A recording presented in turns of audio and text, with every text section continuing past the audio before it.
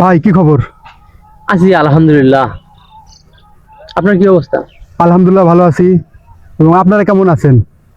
ভাই আপনার কাছে একটা প্রশ্ন করি, মানে মানুষের সম্পর্ক নিয়ে, মানে আত্মীয় স্বজন এই সেই বিভিন্ন সম্পর্ক নিয়ে কিছু কথা জানতে চাচ্ছি। মানে সম্পর্কটা টিকে থাকে কতদিন, কিভাবে, এবং সম্পর্কটা চিরস্থায়ী হয় কিনা, এগুলো নিয়ে হোক বন্ধু বান্ধব আত্মীয় স্বজন, এই নিয়ে আপনি কি মানে বলার কিছু আছে নাকি? হ্যাঁ, অবশ্যই আছে। আমার বাস্তব ঘটনা, যেমন আমার কাছে এক সময় অনেক টাকা পয়সা ছিল, বাট হ্যাঁ। এখন নাই। তো ওই সময় ছিল, কিন্তু তখন ওই সময় আমার বন্ধু বান্ধব আত্মীয় স্বজনও মনে করে তখন আমার সাথে মানে অনেক খোঁজ খবর নিছে, মানে অনেক মিল ছিল, মানে মিল ছিল, খোঁজ খবর নিছে।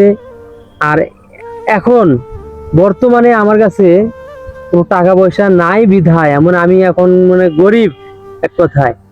এখন তারা মানে আমার কোনো খোঁজ খবর নেয় না। আর মনে করো যে তারা তাদেরকেও একসময় টাকা পয়সা অনেক সময় দিয়ে হেল্প করছি, কারণ আমি যদি চাই তারা কখনো দেয় না।